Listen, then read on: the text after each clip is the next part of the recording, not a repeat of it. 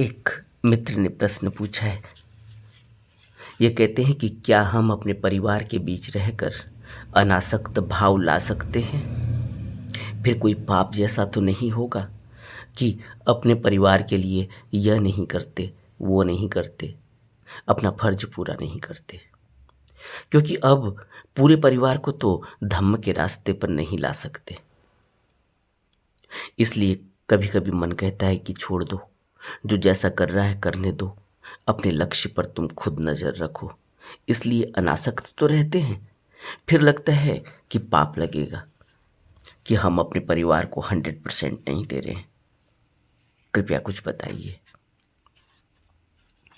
इसी में इन्होंने दूसरा प्रश्न पूछा है, और एक प्रश्न कि क्या जब हमारे पास थोड़ा टाइम हो तो क्या हम आनापान करके अपने मन को शांत करके आर्य अष्टांगिक मार्ग पर चिंतन कर सकते हैं? ये दो प्रश्न इन्होंने पूछे। अब पहली बात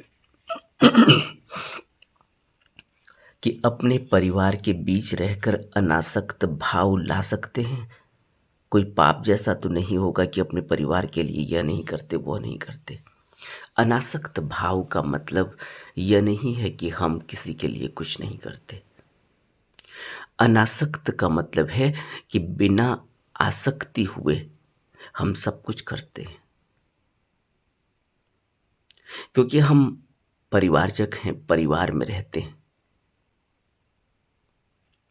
परिवार में रहने वाला व्यक्ति परिवार के साथ मिलजुल कर रहता है, एक दूसरे का सहयोगी होता है, एक दूसरे के दुख सुख में साथ देता है, एक दूसरे की मदद करता है। यही परिवारजक जैसा माहौल संघ में बनता है जब हम संघ में रहते। इसलिए भिक्षु संघ में सब एक दूसरे का सहारा होते और अनासक्त होते हैं। इसका मतलब यह नहीं कि वो अब उनको कोई परवाह नहीं कि किसी को कोई तकलीफ हो रही है, दुख हो रहा है, कोई पीड़ा हो रही है, उसको भोजन की व्यवस्था करनी है, उसको कपड़ों की व्यवस्था करनी है, उसको सेवा करनी है।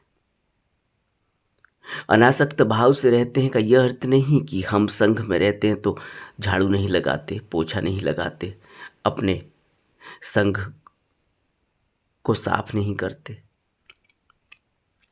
किचन में खाना बनाने में मदद नहीं करते। हम सब एक दूसरे की मदद करते हैं, सहायता करते हैं, लेकिन अनासक्त होकर। हमारी कोई आसक्ति किसी में नहीं है। हमारा प्यार है, लेकिन हमारा प्यार आसक्ति वाला प्यार नहीं। हम सब एक दूसरे के साथ मिलजुल कर रहते हैं, लेकिन हमारी आसक्ति नहीं है। हम एक दूसरे के बहुत करीब हैं, एक दूसरे से बहुत करुणा करते हैं, प्रेम करते हैं, लेकिन हम स्वतंत्र हैं, आसक्त नहीं। निष्काम कर्म इसी को कहा गया कि हमने सब कुछ करना है, लेकिन आसक्त होकर नहीं। एक परिवार में साधारणतया ये मुश्किल हो जाता है। इसलिए मुश्किल हो जाता है क्योंकि अभी हमारा ध्यान नहीं घटा। जब तक ध्यान नहीं घटेगा, जब तक हमें उस आंतरिक प्रकाश का अनुभव नहीं होगा, उस आंतरिक ज्ञान का अनुभव नहीं होगा जिसको बुद्ध अत्तो दीपो भव कहते हैं, जब तक यह हमें समझ में नहीं आएगा, यह हमें अनुभव में नहीं आएगा, तब तक तो हम एक दूसरे से आसक्त ही रहेंगे। तब तक तो हम परिवार में एक दूसरे से अनासक्त नहीं हो सकते, क्योंकि उस परिवार का हमने निर्माण किया। हमें ऐसा लगता है, हमने अपने अंदर गहरे में यह बैठा रखा है कि यह परिवार हमारा है, यह परिवार मैंने बनाया है, मैंने यह धन संपत्ति जोड़ी है, मैंने यह सुख सुविधाएं जोड़ी हैं, मैंने इनके लिए यह किया है, मैंने उनके लिए वह किया है। यह भाव परिवार में जाता ही नहीं, क्योंकि हमारे ध्यान का हमें कोई अनुभव नहीं। ध्यान के अनुभव के बाद हमें यह पता चलता है कि यहाँ हम तो कुछ हैं ही नहीं, हम नगण्य हैं। हम जैसा कुछ है ही नहीं, मैं जैसा कुछ है ही नहीं। यह मैं आसक्ति से जोड़ता है, यह मैं राग से जोड़ता है, यह मैं अनासक्त होने नहीं देता। क्योंकि आप यह मानकर बैठे हो यह मेरा परिवार है, और हकीकत क्या है? आपको तो कुछ भी पता नहीं कि यह परिवार कहां से आ गया।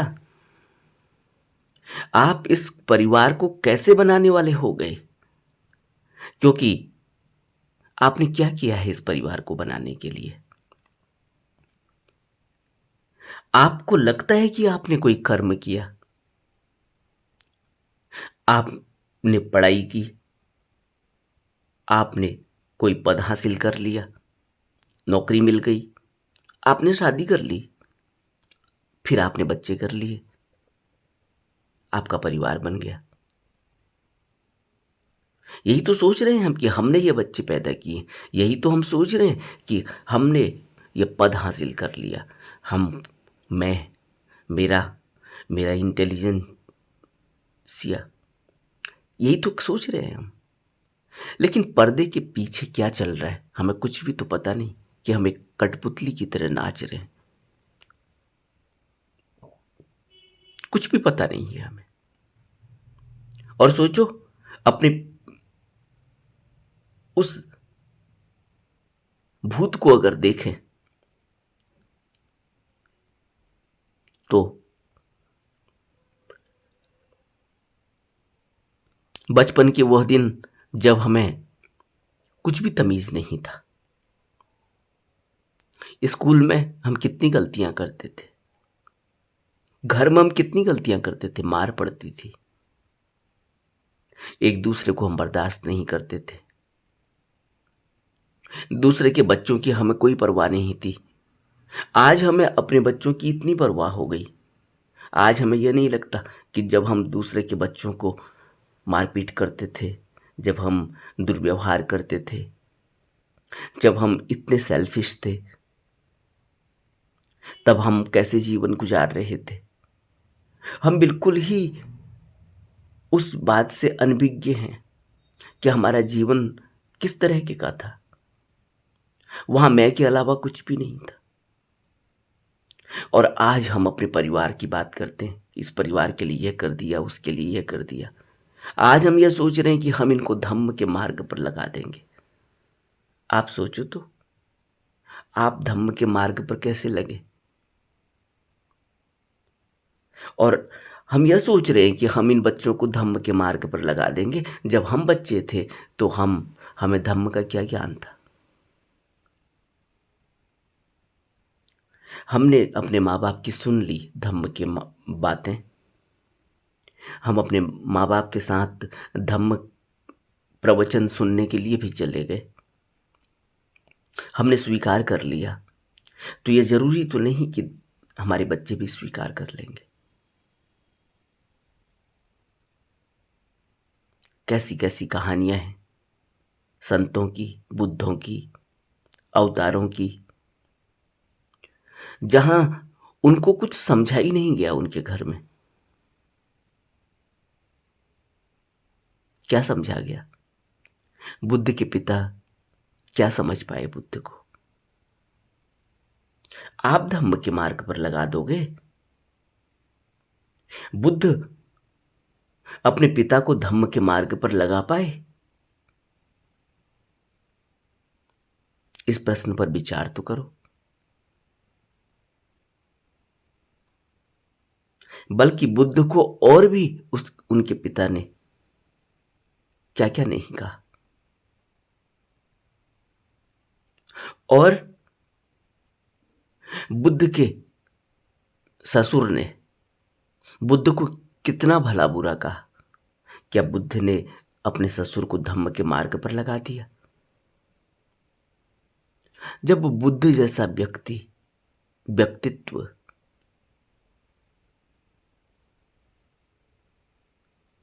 कुछ नहीं कर सकता, तो क्या हम कर सकते हैं? हम कर पाएंगे अपने परिवार को? और वहीं बुद्ध ने क्या किया कि नंद उनके पीछे हो गए। नंद की बहन किस तरह से सत्संग में आ गई, प्रवज्ञा ले ली। बुद्ध की मां किस तरह से सत्संग में पहुंच गई और दीक्षा के लिए कितना अनुरोध किया, कहां से कहां पैदल गई। ये सब घटनाएं बुद्ध के जीवन से हमने सीखी हैं। और वहीं बुद्ध के पिता हैं, वहीं बुद्ध के ससुर हैं, वहीं बुद्ध के नजदीक वह व्यक्ति है जिसने बुद्ध के ऊपर थूक दिया, बुद्ध को गाली दी। हम क्या बात कर रहे हैं? हम धम्म के मार्ग पर किसी को लगाएंगे? यह अपने हाथ में नहीं है। यह कहानी तो कहीं और से चलती है, पर्दे के पीछे से। और इसका पता तब चलता है जब ध्यान में प्रगति होती है, जब अनुभव होता है, तब पता चलता है कि यह यात्रा तो कितनी लंबी थी। और जब उस लंबी यात्रा के परिणाम आते हैं, तब पता चलता है कि धम्म के मार्ग पर कैसे पहुंचा जाता है, कैसे सत्पुरुष मिलता है, कैसे बुद्ध मिलता है, कैसे गुरु मिलता है, कैसे गुरु की आज्ञा के अनुरूप हम दीक्षा लेकर धम्म के रास्ते पर चलते हैं, अभ्यास करते हैं। फिर परिवार, पद, प्रतिष्ठा, समाज कुछ नहीं देखा जाता। इसीलिए तो भिक्षु की इतनी महिमा है, इसीलिए तो भिक्षु का इतना सम्मान है। भिक्षु साधारण बात नहीं है। भिक्षु होना, भिक्षु तो एक बहुत ऊंची अवस्था है। इसीलिए तो बुद्ध कहते हैं कि कुलपुत्रो, तुमने अपने कुल का त्याग किया है, तुमने अपने परिवार का त्याग किया है, तुमने सब कुछ का त्याग किया है, घर परिवार का। और अब तुम अगर किसी राग में उलझे हो, किसी विचार में उलझे हो, किसी भी प्रकार की वासना में उलझे हो, तो फिर तुम्हें सयाना कौन कहेगा? तुमने तो मृत्यु को पहले ही स्वीकार कर लिया है, सब कुछ छोड़ दिया है। इसलिए भिक्षु बनना आसान नहीं। भिक्षु तो एक बहुत ऊंची अवस्था है। देखा देखी का भिक्षु नहीं होता। बुद्ध ने तो स्पष्ट ही कह दिया धम्म पद में कि सर मुड़वा लेना, कसाई वस्त्र पहन लेना, हाथ में भिक्षा पात्र पकड़ के भिक्षा मांग लेना, उससे कोई भिक्षु नहीं बन जाता। भिक्षु तो आंतरिक अवस्था है। तो यह जो हम सोच रहे हैं कि हम किसी को धम्म के मार्ग पर चला देंगे, हम नहीं चला सकते। हाँ, हमारा वातावरण, हाँ, हमारे द्वारा किया गया अपना अनुशासन, अपना प्रयास दूसरे पर प्रभाव जरूर डालता है। इसलिए अपने ऊपर ही नजर रखनी होगी। आपकी करनी का प्रभाव दूसरे पर पड़ेगा। लेकिन अगर आप यह सोचेंगे कि हम खुद तो झूठ बोल रहे हैं, खुद तो हम चुगली कर रहे हैं, निंदा कर रहे हैं, खुद तो हम मिथ्याचरण कर रहे हैं, खुद तो हम वासनाओं में लिप्त हैं, घर में टेलीविजन देखते हैं, उल्टे सुल्टे प्रोग्राम देखते हैं, वहीं बच्चे हैं, उन बच्चों को हम धम्म के मार्ग पर चलाना चाहते हैं। यह द्वैत नहीं चलेगा। यह दो तरीके से जीना नहीं चलेगा, इससे हमें कुछ भी नहीं मिलता। इसलिए बुद्ध ने कहा कि एक परिवारजक, एक गृहस्थी अगर अनुशासन में रहे तो कोई फर्क नहीं है कि वह भिक्षु है या वह परिवार में रहने वाला गृहस्थी है। अगर उसने नियम में रहकर, अनुशासन में रहकर अभ्यास किया तो वह धम्म को जरूर प्राप्त होगा।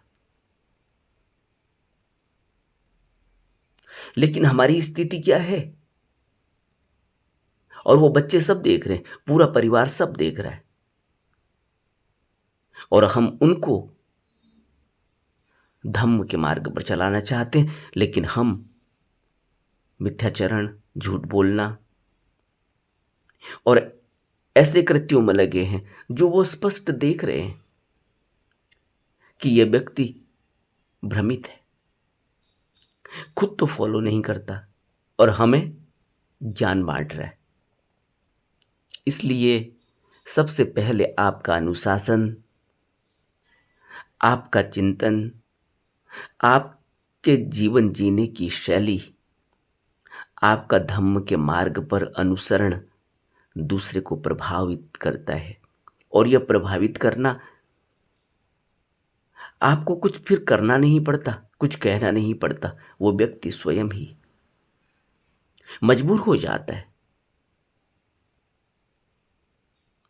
आपके आभा से, आपके ऑरा से वह व्यक्ति मजबूर हो जाता है या आपसे दूर चला जाता है। अब उसे निर्णय लेना होगा कि वह आपके साथ चलना चाहता है या आपसे दूर जाना चाहता है। अब उसे निर्णय लेना होगा। इसलिए या तो वह दूर चला जाएगा कि यहां अपने बस की नहीं, क्योंकि मैं ऐसा नहीं हो सकता। इसका मतलब यह नहीं कि वो होना नहीं चाहता, लेकिन हकीकत यह है कि अभी उसकी यात्रा शुरू होनी ही नहीं है। अभी उसके कर्म उसको और धक्का मार रहे हैं। अभी वो सब करेगा। आपने देखा नहीं, बहुत से लोग बिल्कुल भी मांसाहार नहीं करते, लेकिन उनके बच्चे उसके बावजूद बाहर जाकर मांस खाते हैं, चुपचाप खाते हैं। और वो जानते हैं माँ बाप, लेकिन माँ बाप मजबूर हैं। क्या करेंगे? घर में तो नहीं बन रहा है, लेकिन बाहर क्या करेंगे? बाहर तो रोक नहीं सकते। तो यह भी हो जाता है। इसलिए आप नहीं कह सकते कि हम तो मांसाहार नहीं कर सकते, इसलिए हमारे बच्चे भी मांसाहार नहीं करेंगे। कर्मों की कहानी ऐसी है कि अंदर से वो कर्म इतना वेग मारता है, इतना जोर मारता है कि व्यक्ति पता नहीं कब उस कर्म के बहाव में बह जाता है। इसलिए अभी जब वक्त नहीं आया है, तो आप ये कह नहीं सकते कि अभी हम उनको अपने हिसाब से चला लेंगे। आप किसी को अपने हिसाब से नहीं चला सकते। उसका कर्म उसको स्वयं ही उस वहां तक लेकर आएगा, आप नहीं कर सकते। इसलिए हमें यह नहीं सोचना कि कौन धम्म के मार्ग पर चलेगा, कौन नहीं चलेगा। हाँ, यह बात जरूर है कि हमें प्रयास करते रहना है। हमें अपने अनुशासन से, हमें अपने कर्मों से, हमें अपनी क्रिया से, हमें अपने जीवन जीने की शैली से यह प्रयास करते रहना है कि दूसरे पर उसका प्रभाव पड़े। उसमें हमारा अनुशासन, हमारा विनय, हमारे नियम, हमारा संयम, हमारे शील ही काम करेगा। लेकिन हम अगर थोपेंगे किसी पर तो वो नहीं हो सकता। इसलिए हमें थोपना बंद कर देना चाहिए, प्रयास करते रहना चाहिए। क्योंकि अच्छी बात है बताने से, अच्छे कृत्यों को करके दूसरे को जताने से उस पर प्रभाव पड़ जाए तो ठीक है, लेकिन हम जबरदस्ती उसको थोप नहीं सकते और वो करना भी नहीं चाहिए। उससे कोई क्रांति नहीं होती, क्योंकि उससे उसका जीवन तो नहीं बदलेगा। आप उसे जबरदस्ती, जब तक घर में है तब तक उससे जबरदस्ती करवा लेंगे, लेकिन घर के बाहर तो वो अकेले है। अब वो स्वतंत्र है, अब वो अपना निर्णय ले सकता है। और फिर वो वही करेगा जो उसने करना है। इसलिए आप एक अच्छा माहौल दे सकते हैं, लेकिन आप जबरदस्ती थोप नहीं सकते। वो उसके अंदर से ही उसका विवेक ही वह निर्णय करेगा। और दूसरी बात इन्होंने जो कही है कि कभी कभी लगता है कि अपने लक्ष्य पर हमें चलना चाहिए, अनासक्त तो हम रहते हैं, लेकिन फिर भी लगता है कि पाप लगेगा, हम अपने परिवार को 100% नहीं दे रहे। अपने परिवार को ही 100% हम नहीं दे रहे, यह हमें क्यों लगता है? आप रास्ते में जाते हैं, ट्रेन में बैठे हैं, बस में बैठे हैं, अचानक कोई गर्भवती महिला आ जाए, अचानक कोई ऐसा बुजुर्ग आ जाए जो खड़ा नहीं हो सकता, सीट नहीं हो, तो आप क्या करते हैं? क्या आप बैठे रहते हैं और उसकी आंख में आंख डालकर देखते हैं? कभी भी देखना आप, जो व्यक्ति ऐसी अवस्था में भी बैठा हुआ है और सीट नहीं दे रहा है, तो ये समझना कि वो आंखों में आंख डालकर देख नहीं सकता उसको। और अगर उसके अंदर जरा भी जमीर है तो वो उस व्यक्ति को सीट देगा ही, क्योंकि वो बिल्कुल ही असहाय अवस्था में है। इसी तरह से कोई बिल्कुल ही भूख से तड़प रहा है, तो आप क्या समझते हैं कि आप उसे भोजन नहीं देंगे? आप उसकी उस अवस्था को देखकर ऐसे ही चले जाएंगे जबकि आपके पास भोजन है? एक माँ तो ऐसा नहीं कर सकती, एक बाप तो ऐसा नहीं कर सकता, एक भाई ऐसा नहीं कर सकता, एक बहन ऐसी नहीं कर सकती, क्योंकि हम सभी इसी तरह से हैं। संसार में भी हम भी माँ हैं, हम भी बाप हैं, हम भी भाई हैं, हम भी बहन हैं, हम भी दोस्त हैं किसी के। तो आप क्या सोचते हैं, जब हमारे दोस्त को जरूरत होगी तो हम यही व्यवहार करेंगे जो आज हम किसी को भूखा तड़पता हुआ देखकर अनदेखा करके जा रहे हैं? अगर हम भाई हैं तो क्या हम यही व्यवहार करेंगे? क्योंकि कभी हमारे भाई के साथ भी यह हो सकता है। अगर हम बहन हैं तो कभी हमारी बहन के साथ भी ऐसा हो सकता है। अगर हम माँ हैं तो हमारे बच्चों के साथ भी ऐसा हो सकता है। अगर हम बाप हैं तो हमारे बच्चों के साथ भी ऐसा हो सकता है। इसलिए हम सभी अनासक्त भाव से ही कृत्य करते हैं समाज में। लेकिन अगर हम वहां भी आ सकते हैं कि वो कृत्य तब करेंगे जब भगवान हमें उससे ज्यादा देगा, अगर यह भावना हमारे अंदर है, तो फिर अभी हम मनुष्य हैं ही नहीं, अभी तो हम पशुवत जीवन जी रहे हैं। और पशु से भी गए गुजरे हैं। पशु भी कम से कम अपने परिवार के बारे में सोचता है।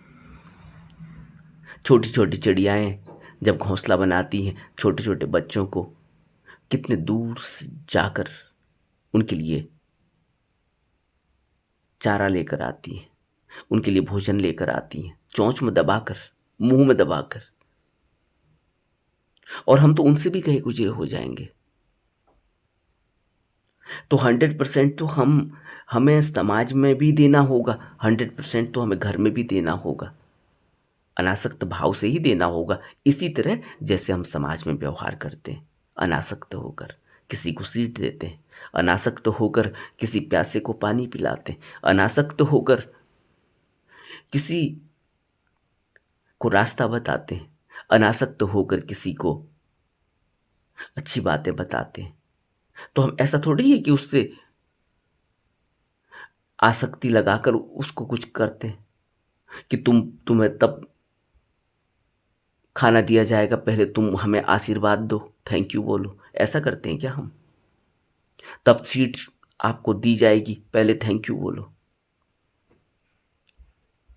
या मन में यह भाव कि हमें ऊपर वाला देगा, भगवान देगा, अगर हम देंगे तो। यह भी आ सकती है, और यह करना भी न करने जैसा ही है। अनासक्त तो हमें होना ही होगा। बाहर जिस तरह से हम अनासक्त हैं, अगर नहीं है तो घर और बाहर में कोई फर्क नहीं है। हम मंदिर में जाकर भी अगर पूजा करते हैं और उस पूजा में भी हमारी आसक्ति है कि भगवान हमारे दुख दूर कर देना, तो क्या वो भगवान है जो यह नहीं जानता कि तुम दुखी हो? क्योंकि वो तो अंतर्यामी है, त्रिकालदर्शी है, वो सब जानता है। तो उसको याद दिलाने की थोड़ी ज़रूरत है। और अगर हम मंदिर में बैठकर भी यही करते तो फिर यह मंदिर में बैठकर भी हम बिजनेस ही कर रहे हैं, लेन देन ही कर रहे हैं, और इससे कुछ मिलता नहीं। हम आसक्ति ही रहते हैं। और अब हम कहेंगे कि हम तो अनासक्त हैं। तो हम घर में हो या घर से बाहर, हमें अनासक्ति ही रहना होगा। 100% अनासक्ति ही से ही कृत्य करना होगा। लेकिन परिवार में यह मुश्किल हो जाता है, क्योंकि हमारा, जैसे मैंने शुरू में ही कहा, कि हमारा मैं भाव है कि मेरा परिवार मैंने बनाया, वही जड़ है। उस जड़ को काटने के लिए ध्यान करना होता है। बिना ध्यान के कोई भी अनासक्त नहीं हो सकता। ध्यान करना ही होगा। विवेक प्रज्ञा जगानी ही होगी। विवेक और प्रज्ञा के जगे बिना कोई भी व्यक्ति अनासक्त नहीं हो सकता। परिवार में रहकर उसकी आसक्ति परिवार में होती ही है। तो इसलिए हमें, जैसे जैसे हमें ध्यान के अनुभव होंगे, वैसे वैसे हम अनासक्त होते चले जाएंगे। और दूसरी बात जो इन्होंने कही कि क्या अगर वक्त कम हो तो हम आनापान सती करके आर्य अष्टांगिक मार्ग पर चिंतन कर सकते हैं। आनापान तो हमें जब भी वक्त मिले तब करना है। जब भी हम संसार में होते हैं, घर के कामकाजों में होते हैं, अपने से दूर होते हैं, अपना हमें होश नहीं रहता, बेहोश होते हैं, तुरंत जब भी ख्याल आता है, जब भी होश आता है, अपने को, अपने से जुड़ने का एक ही तरीका है कि हम अपनी सांसों को देखने लगें, अपने से जुड़ जाते हैं। आनापान। और जब हम अपने से जुड़ गए तो चिंतन हमें क्या होता है, फिर हम अपनी मुक्ति का चिंतन करते हैं। अपने से जुड़ने के बाद क्या करते हैं हम, फिर आसक्त थोड़ी होते हैं। अपने से जुड़ने के बाद तो हमेशा ही मनुष्य इस बहुबंधन से मुक्ति चाहता है, क्योंकि उसे अपने दुख पता चलते हैं, उसे परिवार के कलेश पता चलते हैं, कलह कलेश क्या है, उसे पता चलता है कि पीड़ा दुख क्या है, उसे पता चलता है कि बुद्ध ने क्यों कहा संसार में दुख है। दुख ही है, दुख का कारण है। दुख निरोध किया जा सकता है, और दुख निरोध का उपाय है आर्य अष्टांगिक मार्ग, दुख निरोध गामिनी प्रतिपदा। और आर्य अष्टांगिक मार्ग, उस पर चिंतन तो होगा ही तभी जब हम अपने से जुड़े हुए होंगे, जब हम होश में होंगे। और होश में हम कब होते हैं, जब हम आनापान करते हैं। तभी चिंतन हो पाएगा, तभी कर्म हो पाएगा। सिर्फ चिंतन ही नहीं करना है, उस चिंतन से हमें उसको अपने जीवन में उतारना भी है। आर्य अष्टांगिक मार्ग के 3 भाग हैं, शील, समाधि और प्रज्ञा। शील से शुरुआत होती है। सम्यक वाक, यानी कितना बोलना है, कहाँ बोलना है, क्या नहीं बोलना है, कितना कम बोलना है, कहाँ चुप रहना है, कहाँ ज्यादा बोलना है, ये सब शील में आता है। और अगर हम सिर्फ चिंतन ही करते रहते हैं आर्य अष्टांगिक मार्ग का, लेकिन अपनी जिंदगी में उतार नहीं पाते, तो उस चिंतन का क्या फायदा। इसलिए चिंतन तो आनापान के बाद ही हो पाएगा, कर्म तो आनापान के बाद ही हो पाएगा, जिसको हम निष्काम सत्कर्म कहते हैं। आर्य अष्टांगिक मार्ग का पालन तो आनापान के बाद ही हो पाएगा, क्योंकि आनापान से ही हम अपने से जुड़ते हैं। नहीं तो हम बाहर होते हैं, ख्यालों में होते हैं, विचारों में होते हैं, अपने भूत में होते हैं, अपने भविष्य में होते हैं। हम वर्तमान में होते ही नहीं, सिर्फ आनापान में ही हम अपने वर्तमान में हो सकते हैं। और जो व्यक्ति वर्तमान में है वही आर्य अष्टांगिक मार्ग का पालन कर सकता है। नमो बुद्धाय।